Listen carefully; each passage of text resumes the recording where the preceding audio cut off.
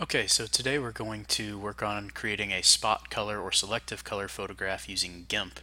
And there's a million different ways to do this, but I've found what I think is the easiest way.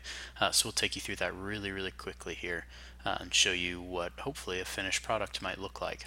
So we've got our picture open in GIMP, ideally something colorful. You've already adjusted the color balance, contrast, you've cropped it if necessary, and you're ready to do sort of the final editing. So the first step is to create a duplicate layer of the initial layer, the image itself. So you can do that by right-clicking up here in your layers panel and selecting duplicate layer here. You can click, if you're selected on the correct layer, you can just click this button down here. All you're doing is creating a copy layer of that image that you have already on your screen. The next step is making sure you have that top layer selected, not the bottom one. Pick the top one and go up to Colors and Desaturate. This is going to give you this little window and a preview if you have preview selected. You can select through which one you think is the best out of these options. I'm going to take this luminosity one because I like the contrast that it has, and click OK and go with it. So now I have a layer underneath that is colorful, and then I have a layer on top that is black and white. The next step is critical. If you don't do this step, you're going to end up getting a white look with whatever it is that you're working with, as opposed to the color showing through. And again, there's two ways to do this. You can go up here and go to Layer and then Transparency and add alpha channel, or you can do the same thing by right-clicking on your layer, the black and white one, and just selecting Add Alpha Channel here. Either way, it's going to get you what you need. All that's going to do is basically create a transparent base underneath. After that, you're going to go grab your eraser tool. Your options are going to show up over here. Just keep opacity on 100 most of the time. You may change the brush options a little bit. Typically these three are going to be your best choices. This one has the hardest edge. This one next to it is a little bit softer.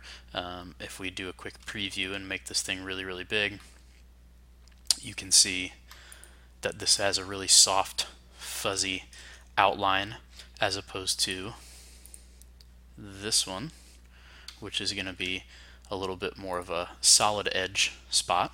So whichever one works best for you is fine with me. I tend to toggle between them depending on what I'm looking for in terms of an edge. So we need to decide obviously what we're going to do with bringing color back into the image. For me, I'm going to use this ball right in the center, which is going to be pink. If you're not sure, you can always click this eyeball in your layers panel to get that color back and remember what everything is, especially in a picture as busy as this. One other thing I forgot to mention is size. Obviously that's important. The size of your eraser can be adjusted here. It can also be adjusted with the left and right bracket keys on your keyboard, which are above the Enter key and to the right of the P key. Those are shortcuts that are super useful. So if I hold those down, I know you can't see that, but it's going to be making this cursor bigger. And then if I hold the left bracket key, it's going to make it smaller.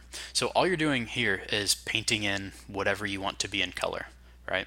Effectively, you're creating a window within whatever part of the layer you're erasing to see through to that colored layer below. You can undo, but keep in mind that one mouse click and hold is one step. So if I erased all of that area at once and I decide to undo it, it's going to undo all of it, right? And this is important when you're trying to hold an edge and you've gone almost all the way around, and then all of a sudden you slip and mess up, and now you have to step backward that far. So I'd recommend that you do it in smaller chunks. Obviously for this part I'm not worried too much about the edges, but as you get closer and closer to the edges, that's going to become important. It's easiest to start out really big and then gradually zoom in and get closer and closer to the edges. Let's make our eraser a little bit smaller,